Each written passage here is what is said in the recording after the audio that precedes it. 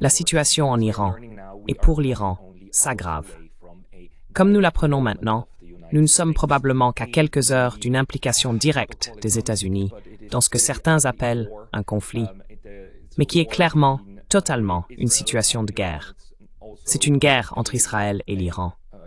C'est aussi, de toute évidence, une guerre par procuration entre les États-Unis et l'Iran. Mais il semble que nous nous dirigions vraiment vers une intervention militaire directe des États-Unis. Donald Trump vient de quitter le sommet du G7 un jour plus tôt, afin de retourner à Washington, dans la Situation Room, avec ses conseillers. Au début, il n'était pas clair ce qui avait exactement déclenché cela. Mais à présent, nous savons que tout est lié à l'Iran, bien sûr.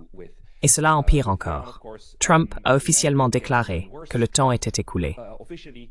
Et il ne se contente plus de mettre en garde. Il menace désormais ouvertement l'Iran.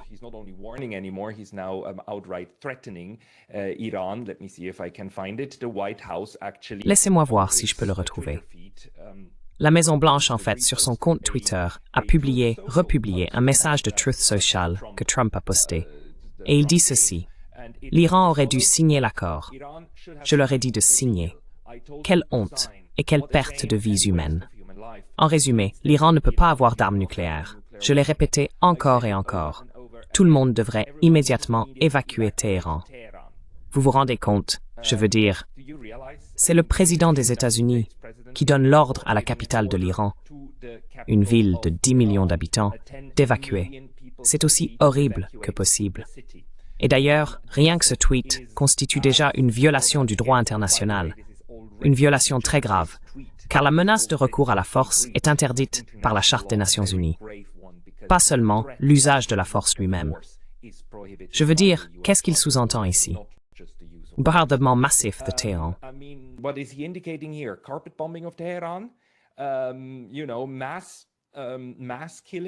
Vous savez, le massacre de masse de personnes à Téhéran.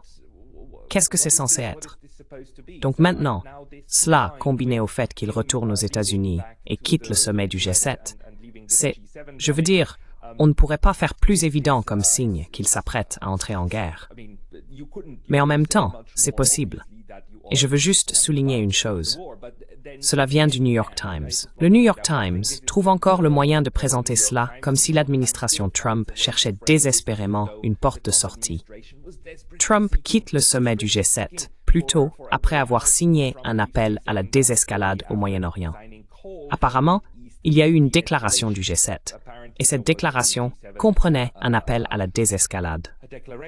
Et le New York Times, dans ses mises à jour en direct, nous donne cette information, n'est-ce pas? Donc il part, mais il appelle à la paix, n'est-ce pas? C'est le président de la paix. Il veut la paix.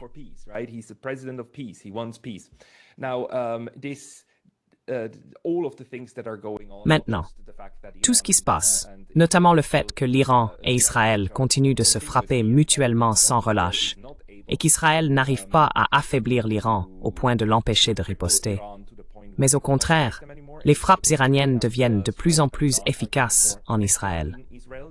Ils tirent moins de roquettes maintenant, moins de missiles, mais ils causent plus de dégâts, au point que si je retrouve l'information, les Israéliens interdisent aux correspondants étrangers de diffuser depuis la ville de Haïfa en Israël. La police a donné l'ordre, selon RT, après que des équipes de tournage ont filmé des frappes directes de l'Iran sur la raffinerie de pétrole et la centrale électrique de la ville. Ainsi, les Israéliens ne veulent plus que les journalistes filment la destruction, y compris les attaques contre la centrale électrique de Haïfa, ce qui apparemment causes major problems to the energy grid in Haifa. Il semble donc que la destruction qui s'abat sur Israël est quelque chose qu'Israël ne souhaite pas voir diffusé. Maintenant cela, combiné au fait que certains journalistes parlent d'un déploiement massif et sans précédent d'avions de guerre à travers l'Atlantique, amène beaucoup de gens à conclure que les États-Unis sont dans les dernières phases de préparation à la guerre. Alors, que se passe-t-il ici? Dans cet article de Common Dreams, il est rapporté qu'un grand nombre d'avions ravitailleurs sont disponibles et en route vers l'Europe depuis les États-Unis. Il s'agit d'un mouvement massif d'avions militaires vers l'Est. Lisons un extrait de cet article.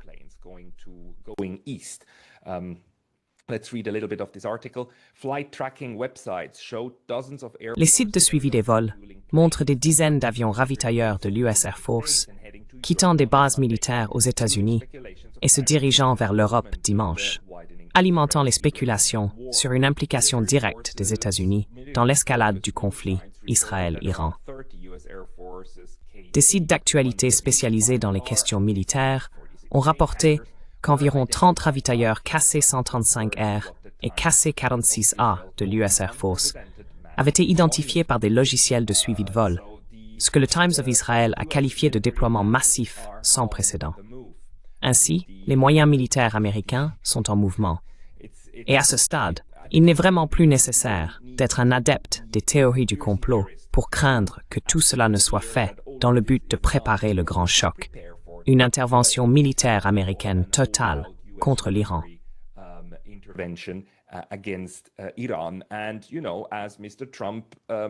Et vous savez, comme M. Trump l'a maintenant averti, probablement un bombardement massif de Téhéran, n'est-ce pas? Je veux dire, il n'y a que deux choses que ce tweet peut faire. Soit, M. Trump essaye de préparer le terrain afin de dire à tout le monde, « Regardez, je leur ai dit de partir. » Et tous ceux qui sont morts l'ont été à cause du régime des mollahs parce qu'ils n'ont pas évacué assez tôt, n'est-ce pas? Afin, vous savez, de se laver les mains de toute responsabilité à l'avenir, une fois que des dizaines ou des centaines de milliers de personnes auront péri dans un bombardement massif de Téhéran.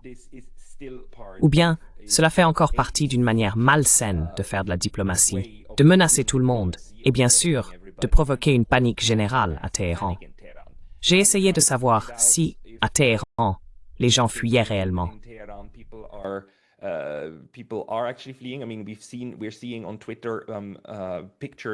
Je veux dire, nous voyons sur Twitter des photos de longs, très longs convois de voitures essayant de quitter la ville en pleine nuit, à 3 ou 4 heures du matin à Téhéran. Je ne sais pas si ces images sont fiables. J'ai essayé de voir ce que rapporte le Tehran Times, mais le site du Tehran Times est hors service. Le Tehran Times est actuellement inaccessible. Que ce soit à cause des bombardements en Iran ou à cause de cyberattaques contre ce média et d'autres organes de presse, nous l'ignorons. Mais il devient de plus en plus difficile de savoir ce qui se passe réellement. De plus, Israël essaie maintenant de bloquer les capacités de reportage de l'Iran. Il y a eu une attaque importante contre la chaîne de télévision nationale à Téhéran.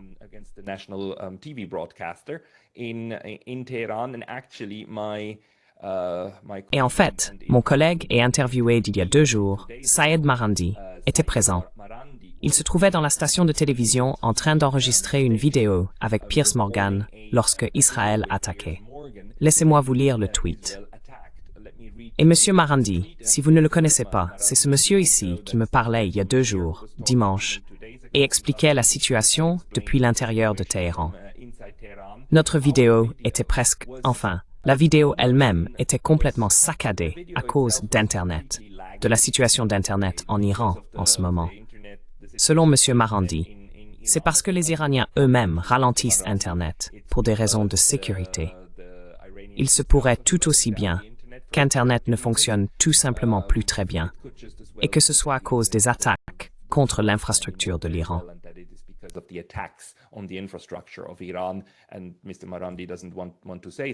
Et M. Marandi ne veut pas le dire. En réalité, nous ne savons pas. Il se peut que nous ne sachions tout simplement pas quelle en est la raison. Mais quoi qu'il en soit, le fait est qu'il est allé. Hier, il est ensuite allé enregistrer une vidéo avec Piers Morgan dans le studio de presse. Et laissez-moi vous lire ceci. J'étais à Press TV en train de préparer une interview avec Piers Morgan, un facilitateur notoire et malhonnête du génocide.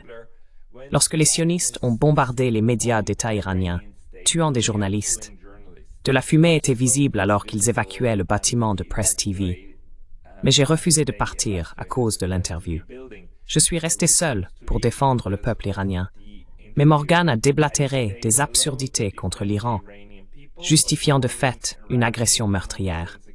Le partisan des tueurs d'enfants et des assassins de journalistes ne m'a même pas laissé parler.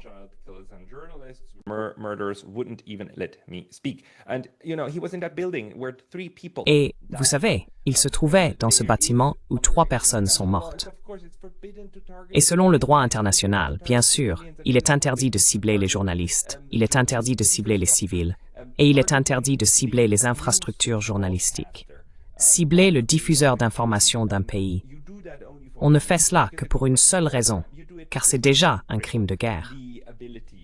On le fait parce qu'on veut empêcher l'adversaire de pouvoir diffuser ces informations et ce qu'il essaie de faire. C'est exactement ce que l'OTAN a fait en 1999 en Serbie.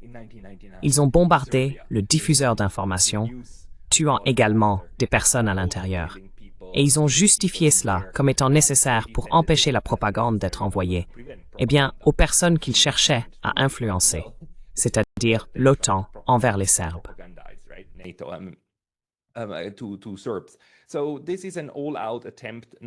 Il s'agit donc d'une tentative totale de neutraliser la capacité de l'Iran à diffuser massivement, et vous savez, son infrastructure de télécommunication.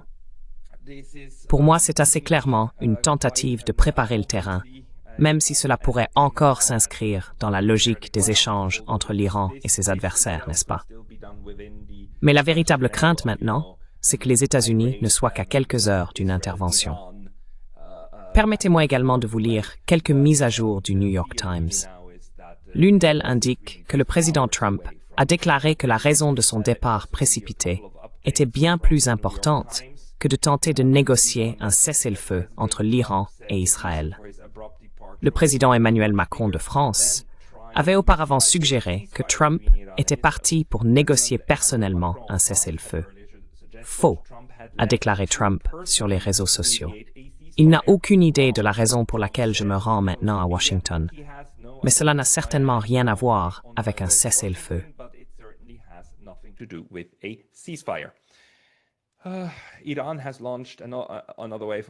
L'Iran a lancé une nouvelle vague de missiles, affirme un autre message, contre Israël.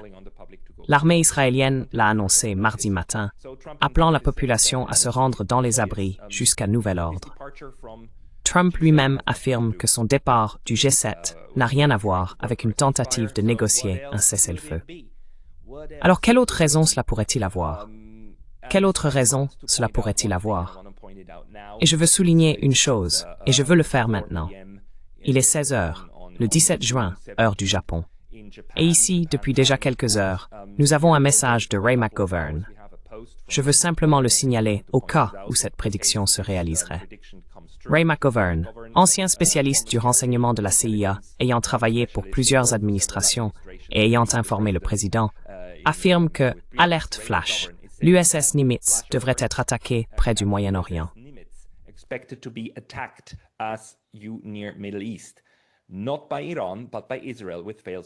Pas par l'Iran, mais par Israël, lors d'une attaque sous fausse bannière, en accusant l'Iran. Respectez votre serment à la Constitution. Ne le dissimulez pas, comme l'a fait la marine américaine, lorsque Israël a attaqué l'USS Liberty. Ray McGovern prédit donc une attaque sous fausse bannière contre un porte-avions américain. Il prédit une attaque sous fausse bannière contre l'USS Nimitz, afin de donner aux États-Unis le prétexte nécessaire pour une intervention directe, car il pourrait alors prétendre avoir été attaqué par l'Iran, que l'Iran a franchi la ligne rouge, et que des marins sont morts. Des marines américains mourront. Je dois également vous dire que je pense que cette analyse de Ray McGovern n'est pas du tout improbable, car selon la Constitution américaine, le pouvoir de faire la guerre à un autre État, de déclarer la guerre ou de prendre des actes de guerre, appartient en réalité au Congrès. Il n'appartient pas au président.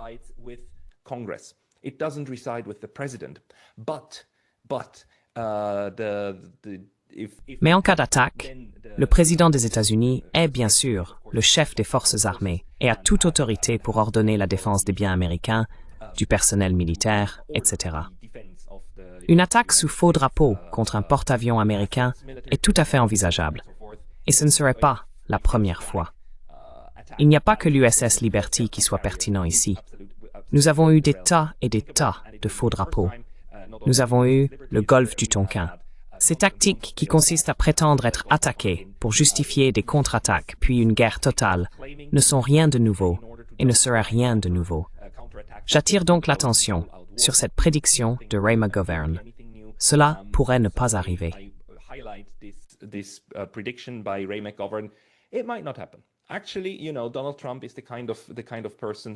En réalité, vous savez, Donald Trump est le genre de personne qui pourrait tout simplement déclarer que désormais les États-Unis vont entrer dans la défense d'Israël. Bien sûr, il ne déclarera pas la guerre. Il pourrait présenter cela d'une autre manière, tant qu'il en a la possibilité. Mais pour moi, ce n'est pas du tout exclu. En attendant, mesdames et messieurs, l'Occident continue de manipuler la situation autant qu'il le peut. Même si l'on voit que même les grands médias, connus pour leur propagande, comme le New York Times, CNN, la BBC, etc., sont en quelque sorte obligés d'admettre que, eh bien, c'est Israël qui a attaqué l'Iran en premier, et que cela constitue aussi, vous savez, une violation du droit international.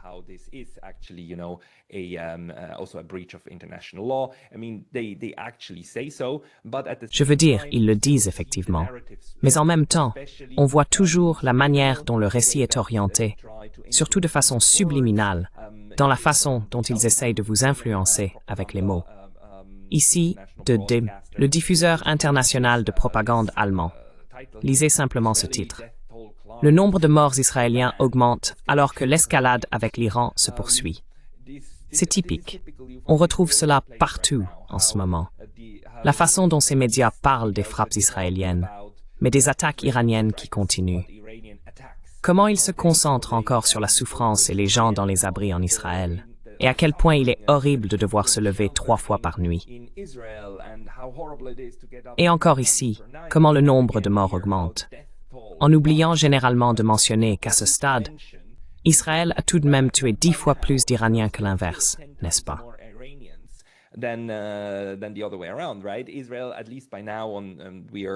Israël, du moins à ce jour, ces chiffres datent probablement du lundi 16 juin, a enregistré un bilan de 14 morts, tandis qu'en Iran, 224 personnes ont été tuées par des bombardements israéliens.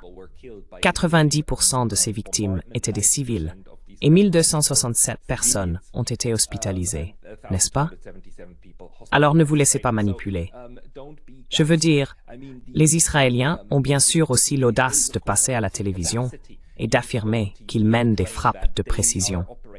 Et ils sont tellement fiers de pouvoir assassiner des scientifiques iraniens dans leur sommeil, dans leur chambre, en tirant, non pas des missiles, mais des drones, en envoyant des drones directement dans la chambre de ces scientifiques, n'est-ce pas? Ils en sont très fiers.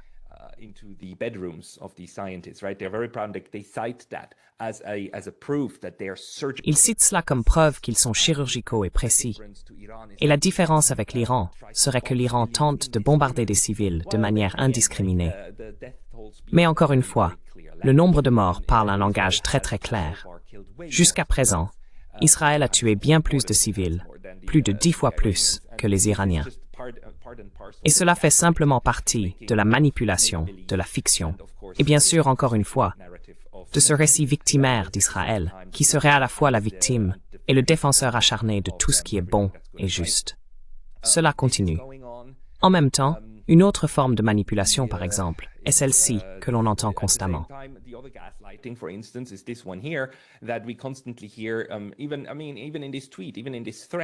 Même dans ce tweet, même dans cette menace envers la capitale iranienne, Donald Trump a déclaré que l'Iran ne peut pas avoir d'armes nucléaires. Eh bien, nouvelle, l'Iran n'a pas d'armes nucléaires. Cela a été souligné et également rappelé par Trita Parsi de l'Institut pour une diplomatie responsable. Laissez-moi vous lire ce tweet. Trita Parsi. J'ai dit à CNN qu'il n'y avait pas besoin de pression pour amener les Iraniens à négocier. Les Iraniens étaient déjà à la table des négociations. Des discussions étaient prévues pour samedi. Donc, tout le récit selon lequel les États-Unis n'auraient pas d'autre choix que de menacer l'Iran pour le ramener à la table des négociations est ridicule, car ils étaient déjà en train de négocier. Et prétendre que l'Iran est sur le point d'avoir une arme nucléaire demain est absurde. about to have a nuclear weapon tomorrow is ridiculous. They don't have it. There's a fatwa Ils ne l'ont pas. nuclear weapons in Iran by Il existe une fatwa contre les armes nucléaires en Iran, émise par l'ayatollah Khamenei. Il n'est toujours pas légal pour l'Iran, selon la loi iranienne, selon l'autorité suprême iranienne, même selon la doctrine religieuse, de posséder des armes nucléaires. Donc c'est comme, enfin je ne sais pas, selon cette doctrine, on peut attaquer n'importe quel pays sans armes nucléaires en prétendant qu'il cherche à en acquérir, même lorsqu'il le nie haut et fort. C'est encore plus ridicule que le récit sur les armes de destruction massive en 2003, utilisées pour justifier l'attaque contre Saddam Hussein. Là, au moins, il subsistait un doute quant à la possession réelle de ces armes.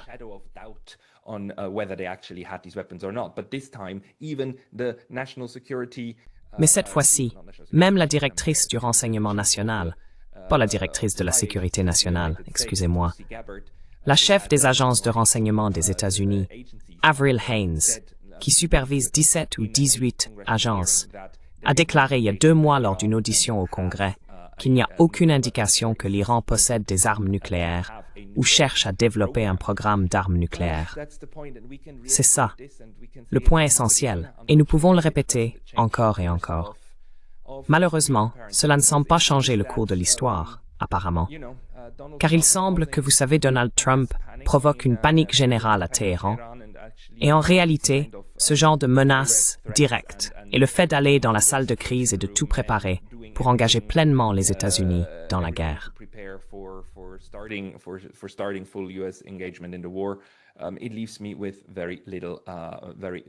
Cela me laisse très peu d'espoir. En même temps, que puis-je ajouter d'autre? Une chose, je dois attirer votre attention sur un point, s'il vous plaît, et qu'on ne vous dise jamais, jamais, que l'Iran représente une menace mortelle pour les Juifs. C'est un mensonge. Et veuillez lire cette mise à jour. Des dirigeants juifs iraniens appellent à des salves quotidiennes de missiles contre Israël. Il existe une communauté d'environ 9000 Juifs vivant en Iran, et ils ne sont pas persécutés, ils ne sont pas massacrés, ils ne sont pas chassés de chez eux. Ils vivent en tant qu'Iraniens, fiers en Iran.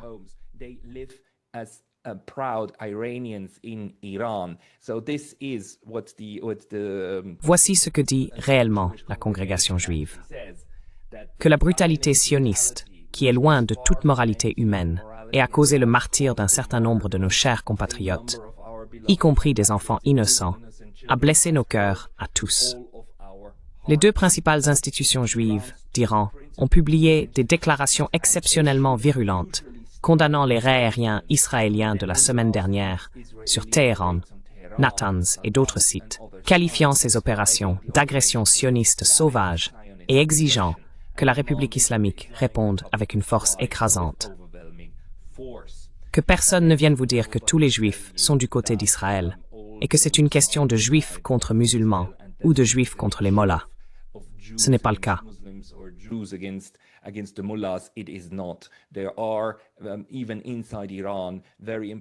Il existe, même à l'intérieur de l'Iran, des voix juives très importantes qui rejettent complètement, pleinement et sans réserve la guerre d'agression sioniste contre l'Iran. S'il vous plaît, si quelqu'un vous dit « Oh, c'est parce que l'Iran déteste les Juifs », donnez-lui cette déclaration. D'accord? Nous ne devons pas l'oublier. Et M. Mohammad Marandi, dans ma vidéo d'il y a 2 jours, l'a dit. L'Iran n'a aucune intention de tuer les personnes vivant en Israël. Il n'y a aucune intention de le faire. Ce que l'Iran souhaite, c'est un Moyen-Orient pacifique. Et il veut la coexistence des populations qui se trouvent aujourd'hui sur le territoire sous contrôle israélien.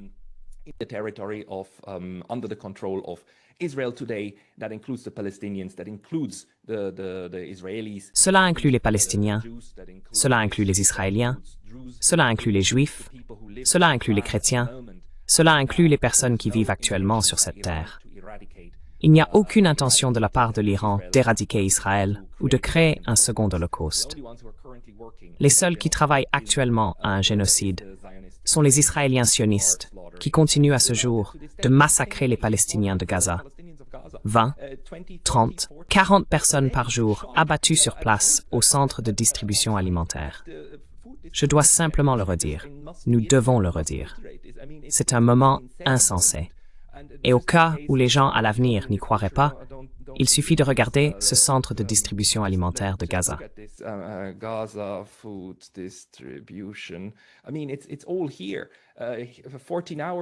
Je veux dire, tout est là. Il y a 14 heures, au moins 37 Palestiniens tués à Gaza, fusillade sur un site de distribution alimentaire, selon les autorités locales. Je veux dire, ces sites alimentaires, c'est quotidien. Ces centres de distribution de nourriture que les Israéliens ont ouverts et prétendent être humanitaires pour le secours humanitaire à Gaza sont désormais des abattoirs. Et ce sont des camps de la mort. Je veux dire, l'ensemble de Gaza est un immense camp de la mort. Un chercheur palestinien à Jérusalem a écrit ce matin sur son blog qu'à présent, la population de Gaza est passée de 2,2 millions à 1,85 millions. Je ne peux pas vérifier ces chiffres, mais nous savons qu'au moins 70 000 à 80 000 personnes ont été directement tuées par toutes les bombes et projectiles largués sur Gaza.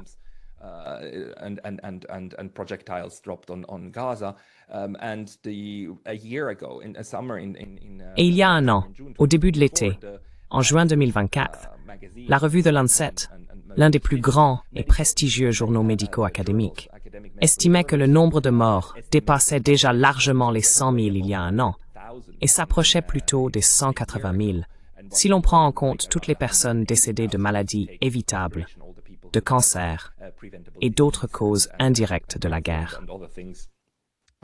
Nous sommes donc maintenant un an plus tard. L'estimation selon laquelle nous serions aujourd'hui autour de 300 000 morts, voire plus, n'est pas exagérée. C'est la réalité à laquelle nous assistons actuellement, et cela se poursuit en même temps. Les Israéliens continuent de massacrer des gens à Gaza, alors même qu'ils devraient être très inquiets, car leur système de défense aérienne ne fonctionne pas.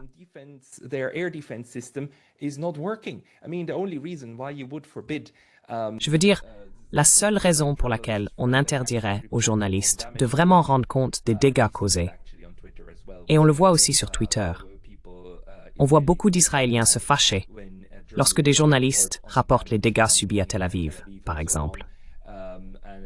Et ils interprètent cela comme un signe qu'Israël ne fait pas bien son travail en matière de défense, n'est-ce pas?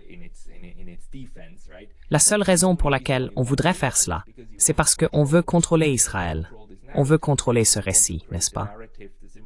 Et on veut créer en même temps le récit selon lequel on est une victime, mais aussi qu'il ne manque qu'un dernier coup fatal contre l'ennemi pour que l'ennemi tombe.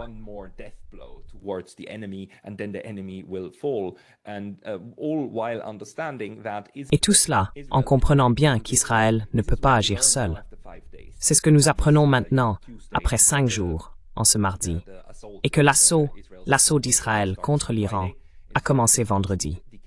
Cela a débuté par ces frappes de décapitation contre la direction militaire et aussi la direction scientifique de l'Iran. Et cela n'a pas fait tomber l'Iran. Vous savez quelle grande surprise. L'armée a plus de 2 ou 3 chefs. Ils nomment simplement le suivant, puis encore un autre, pour diriger les gardiens et poursuivre la stratégie. L'ayatollah Khamenei a également publié cette nuit un discours dans lequel il affirme que même s'il est tué, la défense du pays continuera. The defense of the country will continue. He spoke quite wholeheartedly. Il a parlé avec beaucoup de sincérité du fait que son corps n'avait aucune importance pour la cause de l'Iran et la défense nationale. D'ailleurs, jusqu'à présent, aucun de mes amis iraniens, tous très critiques envers le régime de Téhéran, n'a dit espérer que l'assaut israélien réussisse. C'est même le contraire. Même les amis qui, jusqu'ici, n'ont cessé de critiquer cette direction religieuse, l'ayatollah Khamenei et le gouvernement, ont dit que finalement, Israël donne raison à la garde militaire, prouvant qu'Israël est déterminé à détruire l'Iran. Et en réalité, les défenseurs des Iraniens en ce moment sont bien sûr le gouvernement iranien, n'est-ce pas? Et ce n'est même pas si difficile à comprendre.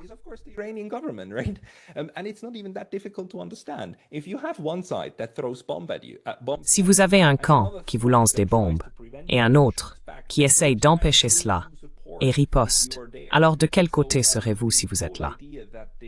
Donc toute l'idée selon laquelle cette attaque mènerait maintenant à une révolution de masse et à un soulèvement du peuple iranien contre ses oppresseurs, c'est en réalité l'inverse qui se produit en ce moment.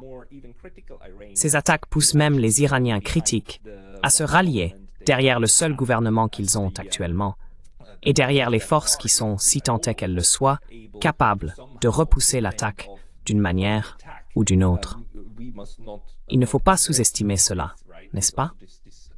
Il y a aussi le simple fait psychologique que les Israéliens ont attaqué l'Iran, n'est-ce pas? Et sans provocation. L'Iran n'a rien fait de concret qui aurait justifié cela.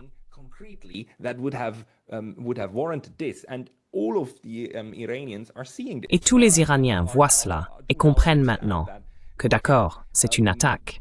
Alors que fait-on lorsqu'on est attaqué? Il se peut même qu'il faille collaborer avec ceux qu'on n'aime pas. Car la menace la plus grave vient en réalité de l'extérieur. C'est la menace qui tue 200 de vos concitoyens, qui vous bombarde. Et les Iraniens ont tous vu ce qu'Israël a fait ces 2 dernières années à Gaza. À quel point le nombre de morts est élevé, à quel point les bombardements sont indiscriminés, et comment cette rhétorique génocidaire est également profondément ancrée dans la société israélienne. Il n'y a aucune raison valable de penser qu'Israël n'essaiera pas de faire à l'Iran, à grande échelle, ce qu'il fait à Gaza à petite échelle en termes de superficie. Maintenant, la seule chose, encore une fois, c'est que la différence cette fois-ci, c'est que l'Iran inflige aussi des blessures à Israël.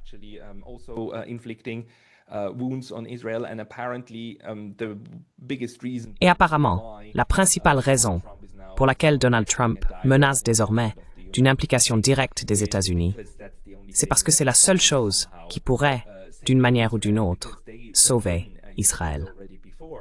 Parce que, encore une fois, comme je l'ai dit auparavant, ils se sont eux-mêmes enfermés dans une impasse. On ne pourrait s'en sortir que si Israël disait réellement « D'accord, très bien, nous arrêterons les bombardements si vous arrêtez les bombardements. » Et alors les 2 camps commenceraient à se retirer. Mais ce n'est pas l'objectif. L'objectif déclaré par Netanyahou est d'éradiquer la menace. Et il a même dit qu'il y avait 2 raisons, pas seulement une. Il a récemment ajouté une 2e raison. Première raison, la bombe nucléaire inexistante. Et 2e raison, parce qu'ils ont un programme de missiles. 20 000 missiles. Et les missiles qui, bien sûr, frappent actuellement Israël. Et les 2 doivent être éliminés. Ils veulent donc aussi, évidemment, désénergiser et démilitariser l'Iran. S'il y a une chose dont on peut être absolument certain, c'est que personne en Iran n'accepterait jamais d'abandonner le système de missiles, les capacités de défense militaire de l'Iran. À tout cela, il faut maintenant ajouter l'administration Trump, qui ne cesse de répéter qu'ils auraient dû accepter l'accord et que les déploiements de troupes que nous voyons sont apparemment bien réels. Je veux dire, c'est extrêmement inquiétant. Je voudrais souligner encore une chose, et je m'interroge à ce sujet. Je sais que nous ne devrions pas trop essayer de deviner ce que pense Donald Trump, ce qui lui passe par la tête. Ce n'est peut-être pas du tout intentionnel, mais je trouve intéressant que, dans sa déclaration sur Truth Social, il ait en fait écrit le mot « accord » entre parenthèses. L'Iran aurait dû signer l'accord. L'accord.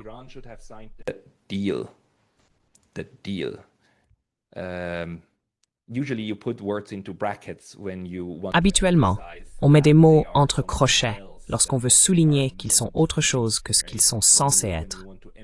Lorsqu'on veut suggérer que quelque chose n'est pas réel, qu'il s'agit de quelque chose de menaçant.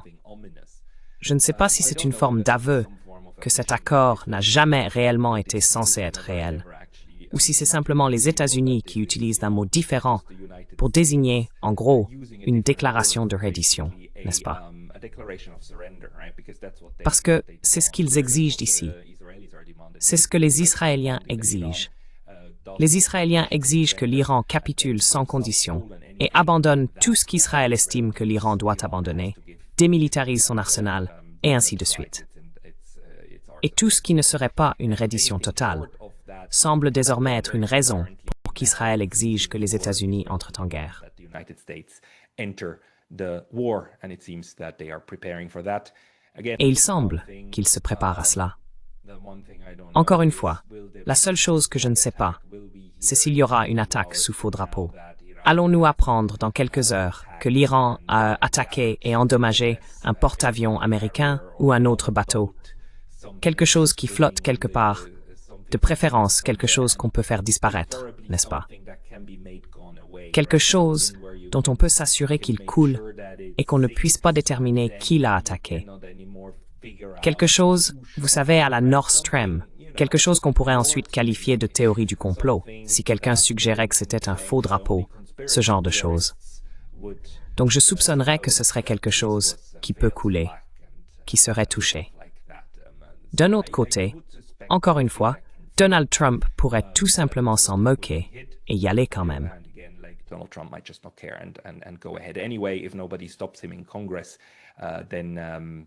Si personne ne l'arrête au Congrès, alors cela deviendra la réalité. Ce sera tout simplement la guerre. Ce sera tout simplement la réalité.